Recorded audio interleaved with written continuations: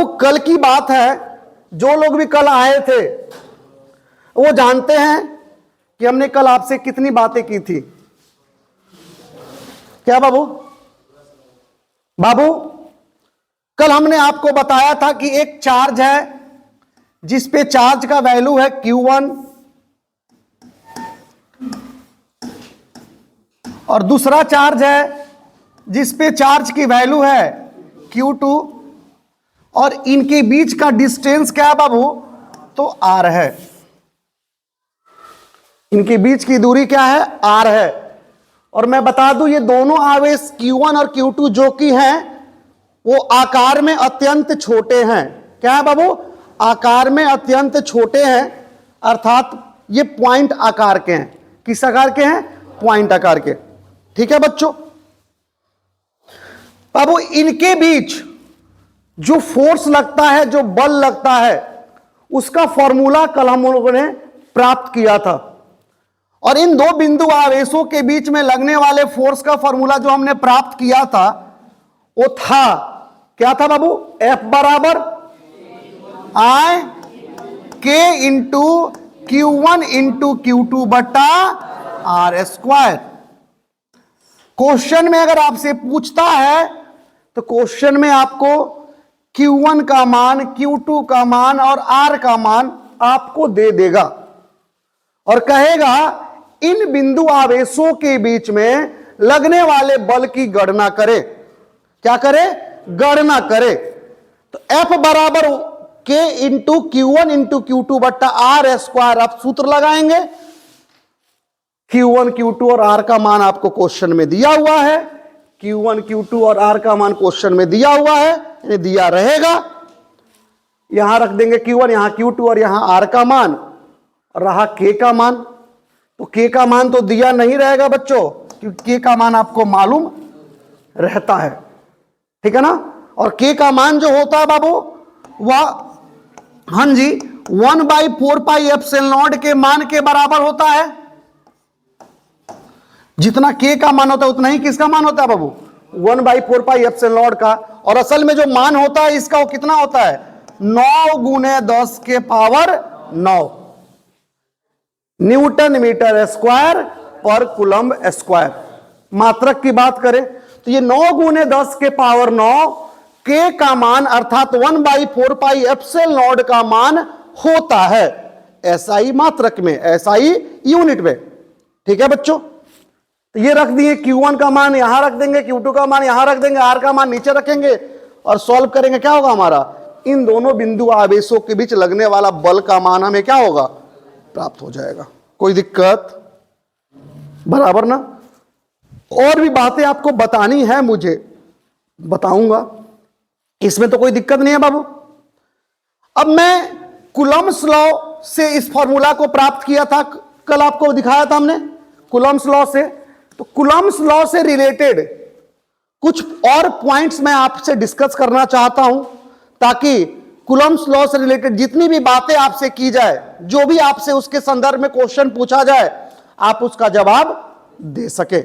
ठीक है बाबू? जैसे हमने चार्ज पढ़ा और चार्ज के बारे में कुछ महत्वपूर्ण पॉइंट्स को पढ़ा, वैसे ही हम कूलम्ब्स लॉ पढ़े, उसके बारे में कुछ पॉइंट्स को भी क्या करेंगे? हम पढ़ेंगे। ठीक है? जिसमें पहला पॉइंट आपको लिखा हुआ आगे मिलेगा। क्या मिलेगा? तो चलिए हम देख ही लेते हैं। पहला पॉइंट क्या है बाबू? तो देखते हैं क्या है। पहला पॉइंट कह रहा है, इंपॉर्टेंट पॉइंट का पहला point, Coulomb's law directly only applicable in case of point charge and in case of extended body first we apply elemental method and then apply Coulomb's law. अब ये क्या कह रहा है, इसको हम समझते हैं। बाबू कह रहा है कि कूलम्ब्स लॉ जो है, यानी कूलम्ब का नियम जो है, वो डायरेक्टली यानी प्रत्यक्ष रूप से लगता है जब चार्ज किस आकार के होते हैं?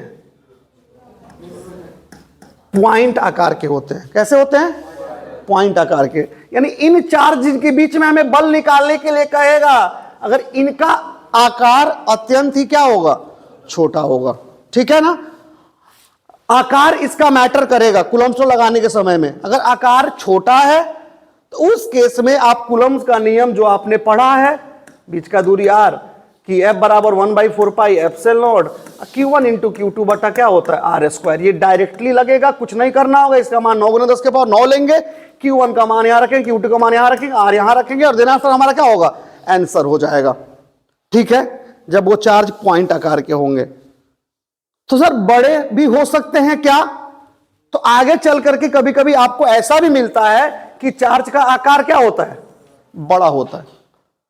जैसे हम भी तो एक वस्तु है, एक पिंड है, आप भी तो एक वस्तु है, आप पिंड है। अगर मैं कह दूं कि मेरे ऊपर चार्ज 2 कूलम है, आपके ऊपर 5 कूलम है, अब हमारे बीच में लगने वाले बल को निकालना है, तो हमारा आकार तो छोटा नहीं है ना, आवेश तो हमारे ऊपर है, हमारे ऊपर भी और आपके ऊपर, बीच में कुछ ना कुछ दूरी है। तो हमारे बीच में बल निकालने के लिए क्या हम कूलम्ब्स लॉ लगाएंगे? तो लगाएंगे, लेकिन डायरेक्ट लगाएंगे, प्रत्यक्ष रूप से नहीं बल्कि अप्रत्यक्ष रूप से। कुछ उसके लिए और जुगाड़ करना पड़ेगा।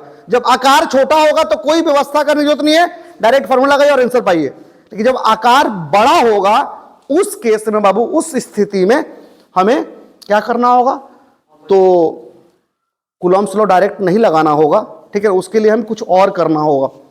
तो जब आकार बड़े होते हैं, इनके बीच का दूरी r दे देगा, चार्ज कह देगा इस पर Q1 है, इस पर चार्ज Q2 है। अब सोचेंगे डायरेक्ट फॉर्मूला में रख के बना लेंगे, तो बाबू संभावना है कि सही आंसर ना आए, आंसर क्या हो जाए, गलत हो जाए। ठीक है ना। तो जब आकार बड़ा होगा तो उस समय क्या करेंगे सर, तो वहीं लिखा गया है and in case of extended body, जब बॉडी का आकार, पिंड का आकार बड़ा होगा उस स्थिति में first we apply elemental method. हम क्या करेंगे, पहले एलिमेंटल मेथड यानी पहले अल्पांश विधि का उपयोग करेंगे and then apply Coulomb's law, और उसके बाद हम क्या करेंगे, कूलम्ब्स लॉ लगाएंगे। ये एलिमेंटल मेथड है क्या? तो एलिमेंटल मेथड कहता है कि ये चूंकि बड़ा है और ये बड़ा है, और जो ये फॉर्मूला लगा रहे हैं ये पॉइंट चार्ज के लिए लगा रहे हैं, तो क्या करेंगे, इसमें से एक छोटा सा टुकड़ा काटेंगे चार्ज का और इसमें से छोटा सा टुकड़ा काटेंगे। पहले इनके बीच निकालेंगे फोर्स, समझ में आ रहा है? उसके बाद फिर इंटीग्रेशन करेंगे, और ये इंटीग्रेशन क्या है, ये मैथ का टॉपिक है। फिर इंटीग्रेशन करेंगे तब जाके क्या होगा, इन बड़े आकार के आवेशों के बीच का क्या होगा, बल निकल पाएगा। थोड़ा सा लंबा प्रोसेस हो जाता है। 12th क्लास के सिलेबस की बात करें, वो भी बिहार बोर्ड, तो एक्सटेंडेड बॉडी से रिलेटेड उतना क्वेश्चन वो नहीं पूछता है, आज तक तो उसने पूछा नहीं है। समझ में आ रहा ना? जब भी उसने लिया क्या लिया है, छोटे छोटे चार्ज पार्टिकल को लिया है और कुछ ने क्वेश्चन पूछा है। एक्सटेंडेड वाला आज तक जिक्र नहीं किया, क्योंकि बिहार बोर्ड का लेवल वो नहीं जाता है। लेवल बढ़ाते तो ऐसा क्वेश्चन मिलता है, और जब मिलेगा तो ये मेथड मैं बता दूंगा। आई बात समझ में? अभी इसके बारे में सोचने की जरूरत नहीं कि एलिमेंटल मेथड है क्या, हमारे जरूरत का होगा तो उसको बता देंगे, नहीं होगा तो पोटेंशियल की जरूरत नहीं है। ऐसे बिहार बोर्ड के लिए ये मैटर नहीं करता है, लेकिन हमें जानना था इसको कि सर ऐसा होगा तो कैसा होगा। ठीक है ना, क्योंकि आपसे क्वेश्चन पूछ देता है कि कूलम्ब का नियम किन परिस्थितियों में नहीं लगाते हैं, किन स्थितियों में कूलम्ब का नियम नहीं लगाते हैं, उन स्थितियों की चर्चा करें। तो सीधे कहेंगे जब आवेश बड़े आकार के होंगे तो उनके बीच में हम बल निकालने के लिए कूलम्ब का नियम नहीं लगाते हैं। समझ में आ रहा ना? क्योंकि प्रत्यक्ष नहीं लगा रहा मतलब दूसरा विधि से लगाएंगे ना, तो वहां लिखेंगे डायरेक्ट नहीं लगाते हैं। समझ में आ रहा ना? तो ये बात पता चल गया, पूछा हुआ बिहार बोर्ड क्वेश्चन कि कूलम्ब का नियम कहां नहीं लगता, यानी कूलम्ब के नियम के सीमाएं लिखे, right the limitation of Coulomb's law. एक लिमिटेशन यहां पर होगी कि यहां पर आप नहीं लगा सकते हैं, पॉइंट आकार होगा तो लगाएंगे, अन्यथा नहीं लगाएंगे। आगे चलिए, हिंदी में बाबू उसका बात लिखा गया, कूलम्ब का नियम केवल बिंदु आवेश होने की स्थिति में ही लगता है तथा बड़े आवेश होने की स्थिति में एलिमेंटल मेथड यानी अल्पांश विधि का क्या करते हैं हम उपयोग करके कूलम्ब का नियम का क्या करते हैं उपयोग करते हैं। कोई दिक्कत? तो मैं हिंदी नहीं पढ़ूंगा, काम चल जाएगा ना, वही चीज सेम तो हिंदी लिखा हुआ नीचे में। चलो मैं आगे चलिए, सेकेंड नंबर कहता है Coulomb's law do not applicable when the distance between 2 point charge is less than 10 to the power -15 metre. यानी जब दो आवेशों के बीच का दूरी 10 के पावर -15 मीटर से अगर कम होगा, 10 का पावर -15 मीटर बहुत ही कम वैल्यू हुआ, उससे भी अगर कम होगा तो उस स्थिति में उन दो आवेशों के बीच में कूलम्ब्स लॉ हम लोग नहीं लगाएंगे। कोई दिक्कत? ओके ना? तो दो जगह पता चल गया, जब आकार बड़े आकार के आवेश होंगे तो वहां कूलम्ब्स लॉ लगेगा, और जब दो आवेशों के बीच की 10 के पावर -15 मीटर से कम होगा तब नहीं लगेगा। तो क्वेश्चन बिहार बोर्ड पूछ चुका है, दो बार 3 बार क्वेश्चन ये पूछा गया है बिहार बोर्ड के द्वारा कि right the limitations of Coulomb's law, यानी कूलम्ब के नियम की सीमाएं लिखें। मतलब सीमा समझ रहे हैं ना, हमारी एक बाउंड्री है कि हम इससे पार नहीं जा सकते हैं, तो लिख देंगे लिमिटेशंस ऑफ कूलम्ब्स लॉ, यानी कूलम्ब के नियम की सीमाएं। पहला, Coulomb's law do not applicable in case of extended charge, यानी कूलम्ब का नियम बड़े आकार के आवेशों के बीच बल निकालने के लिए नहीं किया जाता है। और दूसरा, कूलम्ब का नियम का उपयोग हम तब नहीं करते जब दो आवेशों के बीच का दूरी क्या होता है, 10 के पावर -15 मीटर से क्या होता है, कम होता है। ये 2 नंबर का क्वेश्चन पूछेगा, हम बना लेंगे। क्वेश्चन बैंक अगर आपके पास हो तो जाके देखिएगा, ये क्वेश्चन अवेलेबल है, कोई दिक्कत नहीं तो मैं दिखा दूंगा आपको। चलो मैं आगे, तो ये पॉइंट से ये क्वेश्चन निकल गया आपको यहां पे, ठीक है बुआ? चलिए आगे चलते हैं, क्या और बातें लिखी गई हैं आपके लिए। हाँ बच्चों, तीसरा पॉइंट कहता है the force acting between 2 point charge is called electric force और कूलम्बिक फोर्स। 2 पॉइंट चार्ज के बीच जो फोर्स लगता है, जो हम फोर्स का फॉर्मूला प्राप्त किए हैं, उसे हम इलेक्ट्रिक फोर्स या कूलम्बिक फोर्स कहते हैं। यानी कल ही बताए थे आपको, हम उसको विद्युतीय बल और कूलम्ब के नियम से प्राप्त हो रहा है तो उसको कूलम्बीय बल भी कह सकते हैं। कोई दिक्कत? तो हम उसको कूलम्बिक फोर्स भी कह सकते हैं, कूलम्बीय बल भी कह सकते हैं, और उसको विद्युतीय बल भी कह सकते हैं। चलिए चौथा पॉइंट क्या कहता है, the force is a vector quantity. Force क्या होता है बाबू?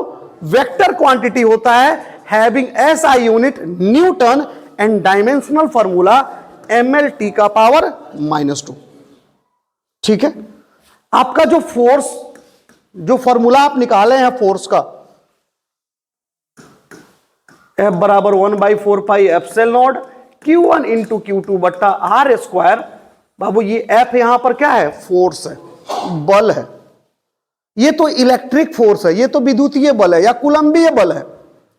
आगे आप बढ़ेंगे तो और बल आपको पढ़ने को मिलेंगे, चुंबकीय बल आपको पढ़ने को मिलेगा, लॉरेंज बल आपको पढ़ने को मिलेगा, ठीक है ना? बल कोई किसी भी तरह का बल हो, बस उसके साथ बल लग जाना चाहिए,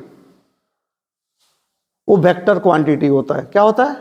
वेक्टर क्वांटिटी, यानी वह एक सदिश राशि होता है। क्या होता है बच्चा? सदिश राशि, ठीक है।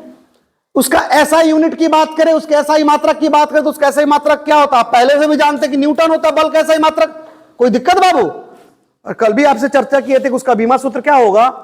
MLT का पावर -2 होगा, ठीक है बाबू। वेक्टर और स्केलर दो अलग अलग चीजें हैं। अब ये चीज थोड़ा सा आपको समझ लेना होगा, वेक्टर एंड स्केलर बाबू दो अलग अलग चीजें हैं। वेक्टर किसे कहते हैं और स्केलर किसे कहते हैं, इसकी बेहतर ढंग से पढ़ाई 11th क्लास में की जाती है, क्योंकि 11th क्लास का ये टॉपिक है। और जो मैथ वाले बच्चे होंगे उनको 12th में भी ये मिलेगा। मैथ वाले बच्चों को 12th में मिलेगा वेक्टर, ठीक है ना। फिजिक्स में 11th में पढ़ना होता है वेक्टर और स्केलर के बारे में। इस पर तो मैंने पूरा 1 महीना खपा दिया था बच्चों के लिए, एक छोटे छोटे पॉइंट लगाना था। अगर अभी देखा जाए तो उसको 1 महीना क्लास को हम 5 दिन में पढ़ सकते हैं, क्योंकि पहले कुछ नहीं जानते थे, आज चीजें जानते हैं। तो बाबू अगर कोई बच्चा ऐसा भी है जो वेक्टर का थोड़ा सा अच्छा से नॉलेज रखना चाहता है, तो मैं चाहूंगा कि अभिमन्यु क्लासेस बेतिया के नाम से यूट्यूब चैनल है, आप वहां पे मेरे द्वारा जो वीडियो रिकॉर्ड किया गया वहां डाला गया है, वेक्टर का प्लेलिस्ट है, उसमें जाएंगे, पूरा वीडियो पड़ा हुआ है। आप शुरू का कम से कम कुछ वीडियो देख लेंगे तो बहुत बेहतर होगा, और पूरा देख लेंगे तो आपको कोई बातें नहीं है सब, क्योंकि वेक्टर का हर एक पॉइंट आपको ये फिजिक्स में यूज होगा 12th में। 11th का चीज है, 12th में यूज होगा।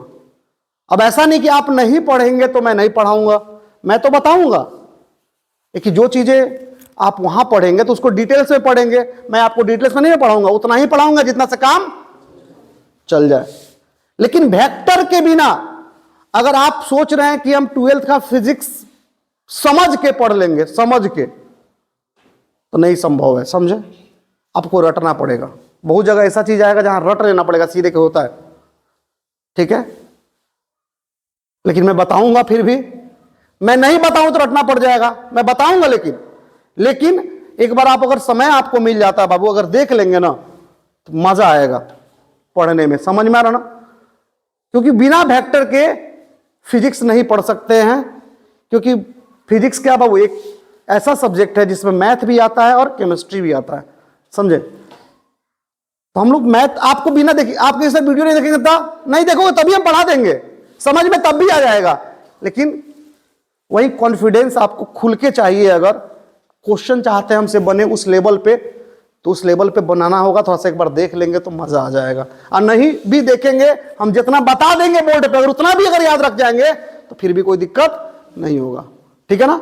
उसमें भी कहीं दिक्कत नहीं होने देंगे हम। चलिए, लेकिन क्यों वेक्टर पे इतना हम जोर दे रहे हैं? क्योंकि 12th क्लास में जितना भी चैप्टर पढ़ना है उसका आधा टॉपिक ऐसा है जिसमें वेक्टर है, यानी आधा टॉपिक वेक्टर क्वांटिटी है, समझ में? जैसे 4 से यहां वेक्टर क्वांटिटी है ना, वैसे इतना क्वांटिटी मिलेगा आपको रास्ते में। अगर 100 को टॉपिक पढ़ना तो 50 को वेक्टर है, समझ में आ रहा ना? जहां वेक्टर का बात होगा तो वही बात बार बार दोहराया जाएगा, समझ में आ रहा बाबू? तो बाबू हम चाहेंगे, अगर समय निकाल पाएंगे, अगर थोड़ा सा एक एक वीडियो अगर देख लेंगे ना आप, तो बहुत बढ़िया होगा। ऐसे में उसमें टॉपिक लिखा होगा रिसोल्यूशन ऑफ वेक्टर, तो भैया देखना ही है, ठीक है ना? Parallelogram, law of addition, dot product of vector, cross product of vector, ये ऐसी टॉपिक्स हैं। मैं ज्यादा वेक्टर बोल दिया क्या जानता, आप लोग टेंशन में आ गए का? ना देखा है ना, देख ले तो बहुत बढ़िया। आजकल लगे थोड़ी जगह सर, आजकल लगे देखिए सर 1 घंटा रील, 5 घंटा यूट्यूब, 1 घंटा 2 घंटा फेसबुक, पढ़े कह दा 1 घंटा के सर वीडियो पर देख के पाए का चला।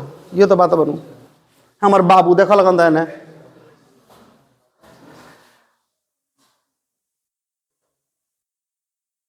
क्या बच्चा समझ में आ रहा तुमको? हाँ, कहाँ घर है? अच्छा जी, समझ में आवता पक्का? अभी कुछ कहलो नहीं कि उलायक, तो कुछ कहलो नहीं कि ठीक बा, समझ में आओ तो ही थोड़ा थोड़ा पूरा एक चाहिए हो। हाँ, एगो बस ये बाकी F बराबर 1/4 pi epsilon not Q1 Q2 बटा R स्क्वायर कहां से आइलो, तो काले पर चर्चा पूरा भइल बा, ठीक बा? मान लो कि होखेला, अब कहां से आइलो, केंगा आइलो, छोड़ दो अभी ई फिलहाल देखो, फिर आगे देखा जाए। अब पीछे अभी देख लिया, वीडियो बनाओ तनिकाय खातिर डाले यूट्यूब पर, देख लगा ने बाबू। वेक्टर सब लोग जानते होंगे वेक्टर के बारे में, इसका हिंदी पता है क्या होता है? सदिश। कहोगे अच्छा तुम हो, पहचानते थे तुमको। स्केलर बाबू अदिश। वेक्टर किसे कहते हैं? तो वेक्टर हम उसे कहते हैं जिनके पास परिमाण हो, यानी परिमाण हो। अदिश, इसके पास भी क्या होगा? परिमाण होगा। इंग्लिश में कहे तो मैग्नीट्यूड, क्या बाबू? सदिश उसको कहेंगे जिसके पास परिमाण के साथ साथ दिशा भी हो, और इसके पास दिशा कोई जरूरत नहीं है, ठीक है? साथ ही साथ सदिश और अदिश में एक और चीज है, जोड़ेंगे कैसे? एक सदिश को दूसरे सदिश में जोड़ेंगे कैसे? एक सदिश में से दूसरे सदिश को घटाएंगे कैसे? एक सदिश में दूसरे सदिश को गुना कैसे करेंगे? एक सदिश में दूसरे से भाग कैसे करेंगे? ये सब सीखना था कहां बाबू? वेक्टर में, समझे? लेकिन अदिश में अदिश जोड़ना हो, अदिश में अदिश गुना करना हो, और अदिश में अदिश भागा करना हो, तो कोई टेंशन नहीं है। जो जोड़ घटा गुना भागा आज तक सीखे हैं, वो उसी से इसका क्या हो जाएगा? खर्चा चल जाएगा, ठीक है? आवेश पढ़े थे इसके पहले, वो अदिश था, तो आराम से जोड़ कर लिए, कोई दिक्कत नहीं है। लेकिन अब बल क्या है बाबू? सदिश है। तो इसके पास मान होगा, परिमाण होगा, मैग्नीट्यूड होगा। जैसे कोई कह दिया कि हम इस पर, या ये जो है ना, इसके ऊपर बल लगा रहे कितना, 5 न्यूटन का, तो ये 5 न्यूटन क्या है? तो उस बल का परिमाण है। क्या बाबू? बल का परिमाण है। अब कोई कहे कि नहीं ये 5 न्यूटन बल लगा रहा है, किधर लगा रहा है? लेकिन पूरब की ओर। किधर लगा रहा है? पूरब की ओर। कोई कह रहा है पश्चिम की ओर बल लगा रहा है, तो उसके पास दिशा भी आ जाएगा। समझ में आ रहा ना? तो सदिश के पास आपका मान भी होगा, मैग्नीट्यूड भी होगा, दिशा यानी डायरेक्शन भी होगा, और इसके जो जोड़ने का तरीका होगा वो वेक्टर तरीका होगा। सदिश के जोड़ नियमों का ये लोग पालन करता है। समझ में आ रहा ना?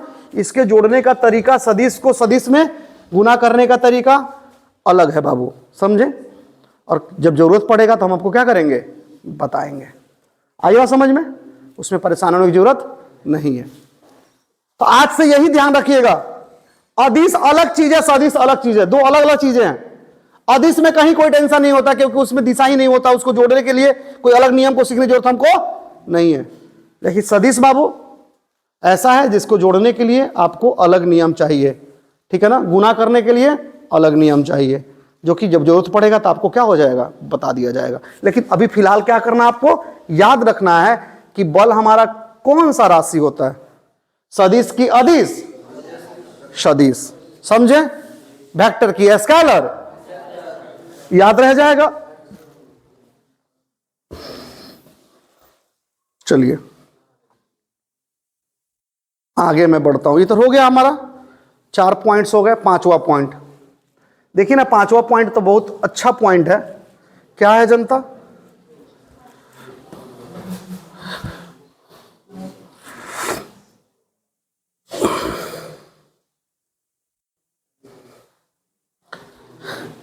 पांचवा पॉइंट में लिखा गया है, electric force is represented in the form of vector in following वे। यानी इलेक्ट्रिक फोर्स को, इलेक्ट्रिक फोर्स क्या है भाई हमारा? F बराबर 1/4 pi epsilon not Q1 into Q2 बटा R स्क्वायर। यह हमारा इलेक्ट्रिक फोर्स है, समझे बच्चा? तो यही लिखा गया, electric force is represented in the form of vector. यानी इलेक्ट्रिक फोर्स को वेक्टर के रूप में निम्न तरीका से दिखाते हैं। ये जो फोर्स का फॉर्मूला है, कोई आपसे पूछे कि बताइए ये वेक्टर के रूप में लिखा गया कि स्केलर के रूप में, सदिश के रूप में कि अदिश के रूप में? अभी ये सदिश के रूप में नहीं है, बल्कि किस रूप में है? अदिश के रूप में। इस फॉर्मूला की सहायता से बल आप निकालेंगे तो आपको केवल परिमाण मिलेगा, मान मिलेगा, मैग्नीट्यूड मिलेगा। इससे डायरेक्शन नहीं मिलेगा, दिशा नहीं मिलेगा, समझे? तो अभी ये स्केलर के फॉर्म में, अभी ये अदिश के रूप में है। इसको सदिश के रूप में कैसे दिखाते हैं? बिहार बोर्ड तो एक बार सही क्वेश्चन पूछ दिया था कि इलेक्ट्रिक फोर्स का वेक्टर फॉर्म कौन होगा। 4 ऑप्शन दे दिया था, समझे? उसमें से पूछा था बताइए कौन सा ये ऑप्शन जो होगा ना, ये वेक्टर के रूप में दिखा रहा है, ठीक है ना? डायरेक्ट पूछ दिया। 2 नंबरिया, एक हाँ ऑब्जेक्टिव था कि 2 नंबरिया था, ऐसा ही क्वेश्चन था। डायरेक्ट पूछ दिया कि बताइए वेक्टर के रूप में कैसे दिखाया जाएगा या कैसे दिखाया जाएगा, आपको पूछ दिया था डायरेक्ट, ठीक है ना? मैं क्वेश्चन हो सकता है ऑब्जेक्टिव तो दिखाऊंगा आपको, सब्जेक्टिव तो दिखाऊंगा। बिहार बोर्ड का पूछा हुआ क्वेश्चन है कि वेक्टर के रूप में कैसे दिखाते हैं। तो देखिएगा जनता बाबू, ए और बी 2 चीजें हमने लिख दी। अभी हमसे कोई पूछे कि ये दोनों किस रूप में दिखाए गए हैं, सदिश के रूप में कि अदिश के रूप में, स्केलर के रूप में कि वेक्टर के रूप में? स्केलर के रूप में, ठीक है ना बाबू? अभी दोनों स्केलर है, लेकिन मैं ए के साथ क्या कर दूं, ऊपर में एरो लगा दूं, तीर का चिन्ह। तो ये अब वेक्टर है, ये क्या है? सदिश है। कहीं पर भी आपको आगे दिखाई ऐसा पड़ता है कि कोई लेटर है, चाहे ए है, चाहे बी है, चाहे एफ है। मान लीजिए एफ है, अब एफ के ऊपर एरो लगा दिए तो किसी से पूछना नहीं पड़ेगा कि ये वेक्टर के स्केलर है। ये क्या है? वेक्टर है। इसके पास परिमाण भी होगा, इसके पास दिशा भी होगा, और इसको आप सामान्य तरीका से जोड़ेंगे नहीं, इसको जोड़ने के लिए स्पेशल तरीका लगाना पड़ेगा। आई बात समझ में? और तरीका क्या है आगे जरूरत पड़ेगा हम बताऊंगा। जो जानते हैं बढ़िया है, बहुत खुशी की बात है, जो नहीं जानते उसके लिए मैं एक बार डिस्कस करूंगा थोड़ा सा, ठीक है जनता। तो ये वेक्टर को दिखाने का हमारा तरीका है, किसी भी लेटर के ऊपर अगर एरो लगा देते हैं तो वो वेक्टर को दिखाता है, वो सदिश को दिखाता है। बाबू अगर ये एफ यहां वेक्टर है, यहां सदिश है, अगर मैं इसको मॉड चिन्ह के अंदर डाल दूं, अब दो समानांतर रेखा को हम क्या कहते हैं? मॉड कहते हैं, ठीक है। तो ये कहा पवन नहीं लगाता है, हाँ बाबू। अब ये वेक्टर है, क्या है बाबू? वेक्टर है, इसके पास परिमाण भी है, इसके पास दिशा भी है, समझे। लेकिन इसका मतलब सर क्या है? तो इसका मतलब है कि इस फोर्स का खाली परिमाण, मतलब अगर इस वेक्टर को अगर मॉड के अंदर डाल दिए तो इसके पास दिशा नहीं रहता, दिशा खत्म, इसके पास खाली क्या है? परिमाण है। तो हम कह देंगे कि ये क्या दिखाया गया है? तो ये दिखाया गया है कि फोर्स का परिमाण, फोर्स का मैग्नीट्यूड, ठीक है ना। अब मान लीजिए हमें इसके मैग्नीट्यूड को दिखाना है, तो मॉड के अंदर बंद कर दीजिए। तो इस फोर्स के मैग्नीट्यूड को दिखाना है तो इसको मॉड के अंदर बंद कर दीजिए, या तो उस वजह को ही खत्म कर दीजिए जिस वजह से क्या वो वेक्टर है, तो उसको हटा दीजिए। इस वेक्टर का परिमाण अगर हमको दिखाना है तो या तो हम ऐसे दिखाएंगे या तो हम सिंपल ऐसे दिखाएंगे। आर एक मान लीजिए वेक्टर है, इसके परिमाण को दिखाना है तो कैसे दिखाएंगे भाई? मॉड के अंदर। या तो सिंपल इसके परिमाण को दिखाना है तो सिंपल क्या लिख देंगे बाबू? आर, यानी ये इसके बराबर हो जाएगा। कोई दिक्कत? ये वेक्टर है, ये वेक्टर का परिमाण है और ये भी क्या बाबू? वेक्टर का परिमाण है। कोई दिक्कत? क्लियर है जनता? सब लोग थोड़ा थोड़ा मेरा साथ दीजिए ना, घबराएंगे नहीं बाबू। कितना प्यार से पढ़ा रहे, धीरे धीरे तनी तनी पढ़ा रहे हैं, देखिएगा बाबू। मान लीजिए ये वेक्टर है और लिखा गया है कि ये वेक्टर क्या है भाई? हमारा एफ एक वेक्टर है, सुन लीजिए बाबू। और लिखा हुआ है 5 न्यूटन है, हम लिख लो 5 न्यूटन पूरब की ओर, यानी बल एक सदिश राशि है तो उसका परिमाण कितना हो गया? 5 न्यूटन, और उसका दिशा किधर है? पूरब की ओर, समझे। अगर मैं पूछूं कि बताओ इस बल, ये बल जो है सदिश के रूप में है, इसके पास परिमाण भी, इसके पास क्या है? दिशा भी है, तो मैं आपसे पूछूं कि एफ का परिमाण कितना होगा? खाली परिमाण कितना होगा? कितना होगा बाबू? 5 न्यूटन। कहानी खत्म, समझे। हमको दिशा से मतलब नहीं है, किससे मतलब है? परिमाण से, ठीक है बाबू।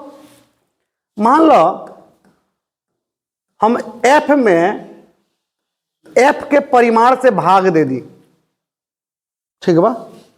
माने इस एफ में हम इस एफ के परिमाण से भाग दे दे, यानी इसमें हमको किससे भागा देना पड़ेगा? ये वेक्टर है उसके परिमाण से, तो इसका परिमाण, ये वेक्टर ऊपर है परिमाण नीचे, तो परिमाण कितना है इसका? कोई दिक्कत? हमने क्या किया? उस फोर्स में उसके परिमाण से भाग कर दिया। ये 5 न्यूटन और 5 न्यूटन क्या हो जाएगा? कट जाएगा, और क्या बचेगा बाबू? पूरब की ओर, ठीक है ना। क्या बचा हमारे पास? केवल दिशा, ठीक है। तो मतलब कि अगर कोई वेक्टर है उसमें उसके परिमाण से अगर हम भाग दे दें तो क्या मिलता है बाबू हमको? दिशा मिलता है। क्या मिलता है? दिशा, यानी डायरेक्शन, ठीक है बाबू। कहीं भी आर वेक्टर है, हमें इसका दिशा चाहिए, कुछ नहीं करना, उसके परिमाण से खाली दिशा चाहिए, तो उसके परिमाण से क्या कीजिए? इसमें भाग दे दीजिए। इस सिंबल का मतलब क्या हो जाएगा कि इस आर वेक्टर का दिशा, समझे। तो किसी वेक्टर का अगर डायरेक्शन चाहिए तो उसमें क्या करेंगे आप? उसके परिमाण से भाग दे देंगे। कोई दिक्कत बाबू? चलिए, वेरी गुड, वेरी गुड। देखिएगा बाबू इधर, बाबू अब ये फोर्स वेक्टर है हमारा, हमारा काम क्या है? तो इसको वेक्टर के रूप में दिखाना, ठीक है ना। तो बाबू क्या करते हैं? सिंपल सा बात है, ये LHS और ये RHS, हम इस एफ के ऊपर एरो लगा दिए। तो LHS में क्या हो गया, फोर्स है जो कि वेक्टर के रूप में, इसके पास परिमाण भी दिख रहा है और इसके पास एरो लगा हुआ तो इसके दिशा भी दिख रहा है कि इसके पास दोनों हो गया, परिमाण और दिशा। तो LHS में हो गया तो RHS में भी होना पड़ेगा, बराबर के उधर जो हुआ बराबर के इधर, इधर परिमाण और दिशा दोनों, लेकिन इधर किधर क्या है, खाली परिमाण है, इधर भी दिशा हमको लगाना पड़ेगा। तो बात है सर यहां एरो लगा दिए, चलिए इसी पे एरो लगा दीजिए, बात खत्म क्या। लेकिन नहीं बाबू, हम क्यू पर एरो नहीं लगा सकते हैं। क्यों क्यू पर एरो नहीं लगा सकते? क्यों? क्योंकि क्यू आवेश है और आवेश क्या होता है, सदिश की अदिश। तो ऐसा थोड़ी है बाबू, अब गाधा को शेर का खोल पहना के वो दौड़ाइएगा तो चलेगा काम, गधे ना रहेगा वो। अभी अदिश पर आप एरो लगा दिए तो वो सदिश थोड़ी बन जाएगा, सदिश वही बनेगा जो सदिश असल में है या होगा सदिश, क्या बाबू, उसी पर एरो लगाएंगे। तो हम एरो इस पर नहीं लगा सकते, अब इस पे भी एरो नहीं लगा सकते हैं। 1/4πε0 तो कांस्टेंट है। आर यहां क्या है बाबू, तो दो बिंदु आवेशों के बीच की दूरी है। और जो पढ़े हुए हैं बाबू वेक्टर, वो जानते हैं कि दूरी सदिश होता है कि अदिश होता है, ईमानदारी से बोलेंगे डिस्टेंस स्केलर होता है कि वेक्टर, दूरी अदिश होता है कि सदिश, दूरी होता है स्केलर, अदिश होता है, दूरी अदिश होता है और विस्थापन सदिश होता है। दो चीजें बाबू होती है, दूरी और विस्थापन, डिस्टेंस और डिस्प्लेसमेंट। टेंशन किसी को नहीं लेना है, देखते चलिए। लेकिन बाबू दूरी जो होता है वो विस्थापन के बराबर होता है, पता है कब, जब रास्ता क्या होता है, सीधा होता है, ठीक है ना। मान लो रास्ता सीधा है और यहां से यहां की दूरी कितनी है, 100 मीटर है। तो कोई पूछेगा बताओ ए से बी के बीच की दूरी कितनी है, तो 100 मीटर। तो बताओ ए से बी के बीच का विस्थापन का परिमाण कितना होगा, तो वो भी क्या होगा, 100 मीटर। कोई रास्ता क्या है, सीधा है, समझे। मान लीजिए ए से बी पर आपको जाना है और आपने रास्ता ये लगा दिया, इस रास्ते से आप गए और इसका है लंबाई 500 मीटर। तो कोई पूछेगा बताओ ए से बी के बीच की दूरी कितनी है, रास्ता यही था ना आपका, तो दूरी आपका 500 मीटर होगा, जबकि विस्थापन क्या होगा, यहाँ 500 मीटर नहीं होगा। बिंदु ए और बी के बीच का जो सबसे कम दूरी होगा ना, वही क्या होगा, आपका विस्थापन का परिमाण होगा। अगर ये 50 मीटर है तो क्या होगा, विस्थापन क्या होगा आपका, 50 मीटर होगा। आई बात समझ में। जब सीधा था तो दूरी जितना तो उतना ही विस्थापन था, लेकिन जब रास्ता टेढ़ा है तो दूरी विस्थापन अलग है। तो बाबू दो बिंदुओं के बीच की दूरी जो हम निकाले हैं, ये दूरी हम सीधा लेते हैं कि टेढ़ा, सीधा।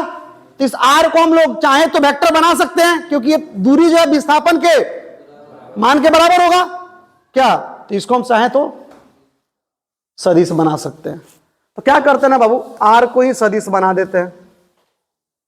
हमने क्या किया ना, इस साइड में हमने आर लगा दिया, इस साइड बाबू यहां पर परिमाण था, यहां भी परिमाण था, इस पर एरो लगाया तो इसके पास दिशा आ गया, इसके पास परिमाण था। मुझे क्या लगाना है इधर, खाली इधर दिशा लगाना है, तो हमको इधर ही केवल दिशा लगाना है, बोलिए केवल दिशा लगाना है। लेकिन हमने क्या किया, आर लगा दिया। तो इस आर के पास, आर के ऊपर एरो है, इस वेक्टर के पास खाली दिशा होगा कि परिमाण भी होगा, आए बोलो ना, परिमाण दिशा दोनों ना होगा। हमने इधर क्या लगाया है, केवल दिशा, तो हम इधर भी दिशा लगाएंगे, नहीं तो बराबर नहीं हो पाएगा, समझ में आ रहा ना। हमने क्या किया, आर लगा दिया, इसके पास परिमाण और दिशा क्या है, दोनों है। तो हमें इधर लगाना क्या पड़ेगा, केवल दिशा।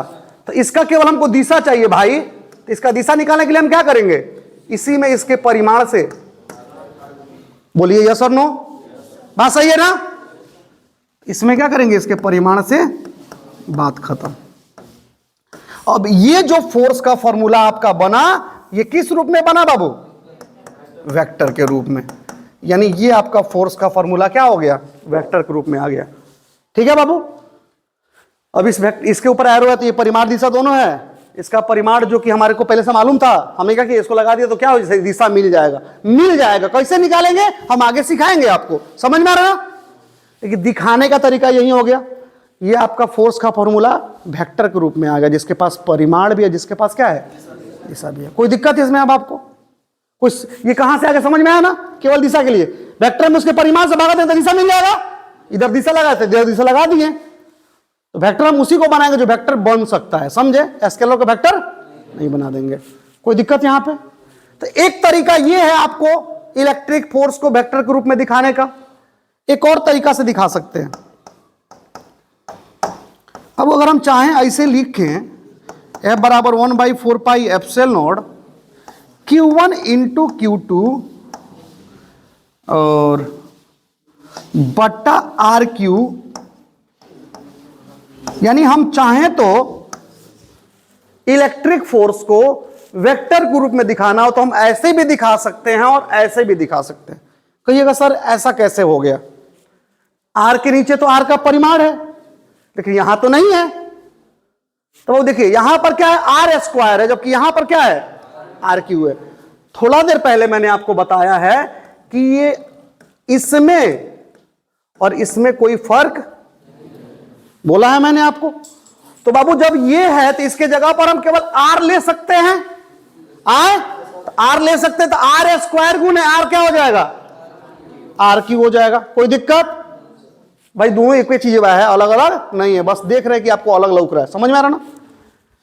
अब इसको चाहे तो हम ऐसे भी लिख सकते हैं F बराबर 1/4 pi epsilon not Q1 into Q2 बटा आर स्क्वायर, इधर एरो लग गया, रुक जाइए, इधर आर स्क्वायर की जगह हम चाहें तो ऐसा भी लिख सकते हैं,